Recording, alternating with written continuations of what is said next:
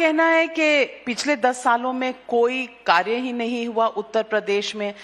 जहां देखो एयरपोर्ट बन रहे हैं, जहां देखिए हाईवे बन रहे हैं, जहां देखिए जन कल्याण के काम हो रहे हैं। सरकारी स्कीमों की बात करें तो प्रधानमंत्री आवास योजना है, प्रधानमंत्री उज्ज्वला योजना है, आयुष्मान भारत कार्ड है। मैं पूछना चाहती हूं कि ये कौन से चश्मे हैं कि राजनीति में विपक्ष को सत्ता पक्ष का कोई काम नजर ही नहीं आता? नहीं, चश्मा कोई नहीं है। अगर चश्मा विपक्ष के पास नहीं है तो चश्मा प्रेस के पास भी नहीं है, क्योंकि ये कॉर्पोरेट हाउसेस हैं। एयरपोर्ट बन नहीं रहे हैं, एयरपोर्ट बेचे जा रहे हैं। एयरपोर्ट बन नहीं रहे हैं, एयरपोर्ट बेचे जा रहे हैं। और जितने भी एयरपोर्ट बनाने का दावा सरकार कर रही है, वहां पहले से हवाई पट्टियां थी। और अगर एयरपोर्ट बन रहा है उसका स्वागत सबने किया है, लेकिन क्या आप किसान की जमीन छीन लोगे? आप मार्केट वैल्यू नहीं देंगे? आप कोई पुण्य काम करने जा रहे हैं, अच्छा काम करने जा रहे हैं, आप उसका सर्किट रेट नहीं बढ़ा सकते हैं? कहने को तो आप कह रहे हो कि हम इतनी $1 ट्रिलियन इकोनॉमी बना रहे हैं।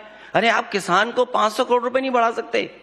अयोध्या में अगर एयरपोर्ट बना, वहां के किसान सरयू नदी में चले गए, पानी में खड़े होकर के, और जनेऊ पकड़ करके उन्होंने कसम खाई कि हमें मुआवजा नहीं दिया जा रहा है, हम भारतीय जनता पार्टी को वोट नहीं देंगे और आने वाली पीढ़ी को भी कह के जाएंगे कि वोट नहीं देंगे। तो आप कोई पुण्य काम कर रहे हैं, अच्छा काम कर रहे हैं, तो मार्केट वैल्यू को तो पैसा दीजिए किसान को। आप क्यों नहीं दे रहे हैं? आप तो अखिलेश यादव जी, हर सरकार स्कीम चलाती है। आवास के अभी बन रहे हैं, आवास तो पहले से भी बन रहे हैं। और मैं आपको याद दिला दूं, जब से इंदिरा आवास आया, समाजवादियों ने समाजवादी हाउस बनाए, समाजवादी घर बनाए। हम लोग 3,45,000 रुपए देते थे। सोलर एनर्जी की बात आज कर रहे हैं। आप देख कर क्या, ये हर लोहिया आवास में सोलर एनर्जी से उनको बिजली उपलब्ध होती थी, पंखा चलता था, उनका एलईडी बल्ब चलता था। आप इनके प्रधानमंत्री आवास में बताइए कहां है सोलर पैनल? अब मुश्किल तो ये है कि हम अगर कोई बात बता दें तो ये नकल कर लेंगे उसकी, कहेंगे अब हमारे आवास में भी सोलर जलेगा। मुश्किल इस बात की है। लेकिन अगर सब कुछ इतना अच्छा चल रहा था, सब काम हुए थे, तो फिर 2017 के चुनाव, 2022 के चुनाव क्यों नहीं जीती आपके पार्टी? और 2014, 2019 की चुनाव क्यों नहीं जीते विपक्ष की पार्टियां? और इस बार इंडिया गठबंधन का आपने वादा किया है, वादा ऐसा किया था, लेकिन जो कन्वीनर थे नीतीश कुमार साहब वही चले गए। क्रॉस वोटिंग हो रही है, आपका एक मेंबर ऑफ पार्लियामेंट राज्यसभा से आ ही नहीं सका। और जिन्हें आप पढ़ा लिखा दोस्त कहते थे, जो किसानों के पक्ष की बात करता था, जयंत चौधरी जी की मैं बात कर रही हूं, वो भी अब आपके साथ नहीं है। अखिलेश जी, ये क्या हो रहा है? आपने बहुत सारे सवाल क्लब कर दिए हैं। अगर आप एक एक पूछेंगे, मैं एक एक का जवाब दूंगा। तो एक एक का जवाब दीजिए। पहले बताइए कि आप चुनाव क्यों हारते जा रहे हैं, अगर सब काम आपने किए? आप मुझसे पूछिए कि कौन से सवाल का मैं जवाब दूं। आप कहिए कि 2017, 2022 के चुनाव क्यों हारे, जब इतना काम किया था समाजवादी पार्टी ने? 2017 का चुनाव, मुझे चुनाव चिन्ह जब हमारा नॉमिनेशन हो गया तब हमें चुनाव चिन्ह मिला। 2017 का चुनाव अलग परिस्थितियों में चुनाव था, जिसकी वजह से जो मेहनत हमें करनी चाहिए थी, जिस तरीके का हमको तैयारी करनी थी, उस वजह से नहीं जीत पाए।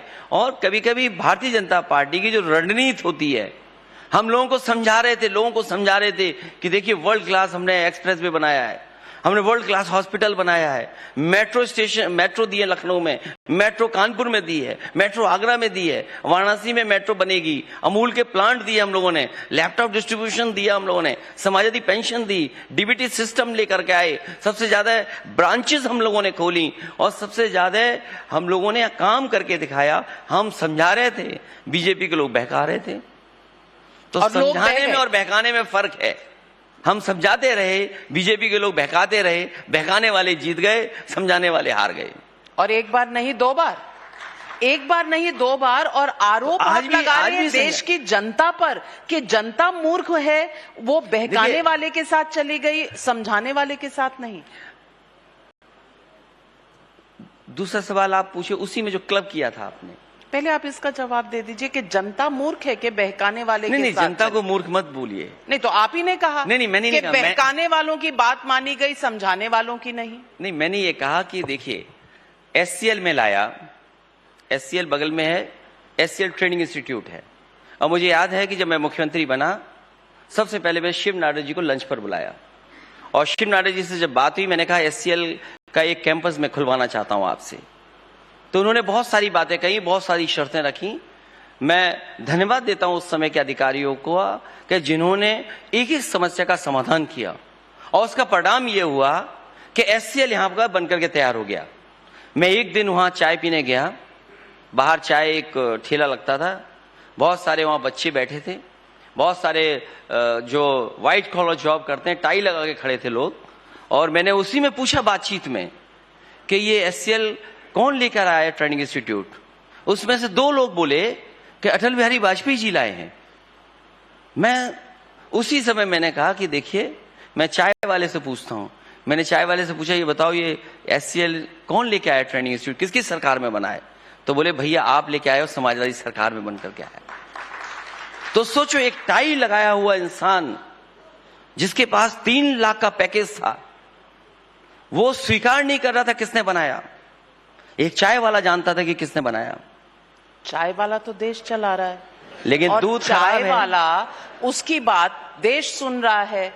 अब अखिलेश जी चाय वालों के खिलाफ तो आप हैं नहीं। देखिए ये बात तो बड़ी उलझन वाली बात है। अगर वो चाय वाले तो हम दूध वाले नहीं हुए क्या? बिना दूध के चाय बना लोगे आप?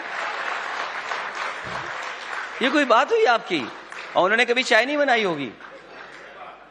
जैसे बिना आपने अच्छे कभी दूध के कभी नहीं चाय निकाला अच्छी नहीं बन सकती। और बहुत- मैं उसी से दूध से जुड़ी हुई बात, हमारी कॉन्स्टिट्यूएंसी में काऊ मिल्क प्लांट लगाया मैंने, और उस काऊ मिल्क प्लांट को मॉडर्न प्लांट बनाया। इंडिया का one of the best modern plant cow milk plant बना कन्नौज में, उमरदा में। उसका उद्घाटन हो चुका था, लेकिन उद्घाटन फिर किया सरकार ने।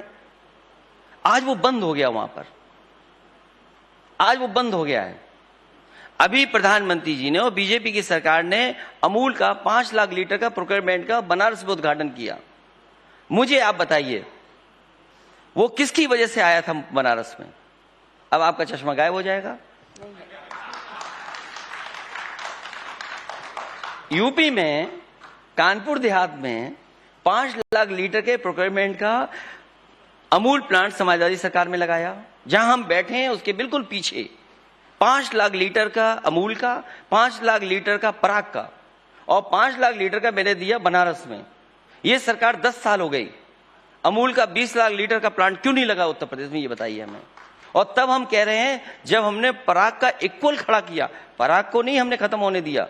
अगर 5 लाख लीटर का अमूल का हमने प्रोक्योरमेंट का प्लांट लगाया, डेयरी प्लांट लगाया, तो पराग का भी बगल में लगाया। पूरे देश में होकर के देख के आइए, आपको एक जगह 10 लाख लीटर का प्रोक्योरमेंट का मिल्क प्लांट कहीं लगाओ तो हमें बता दो आप, और इन्होंने लगाया हो तो बता दो आप।